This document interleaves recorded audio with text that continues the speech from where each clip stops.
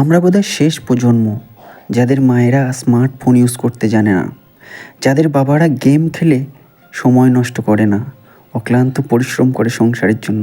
আমরা গর্বিত, আমরা সেই প্রজন্মের ছেলে মেয়ে। সত্যি আমরা অনেকটা ধন্য যে আমরা এরকম বাবা মা আমরা পেয়েছি। আজকালকার ভালোবাসার মধ্যে অনেক কৃত্রিমতা বেড়েছে, অনেক শৌখিনতা বেড়েছে, কিন্তু আন্তরিকতা অনেকটাই কমে গেছে। আমরা মানুষ, আমরা তো অল্পেতে খুশি হই না, তাই না? আমরা যতটা পেয়েছি তার থেকেও বেশি চাই, আরও বেশি চাই। কিছু মানুষ আছে যারা টাকার অভাবে টাকের চুলে শ্যাম্পু লাগাতে পারে না। আরও কিছু মানুষ আছে যাদের টাকা আছে কিন্তু টাকে চুল নেই, তারাও শ্যাম্পু লাগাতে পারে না। তাহলে দুঃখ তো সবারই এক, তাই না?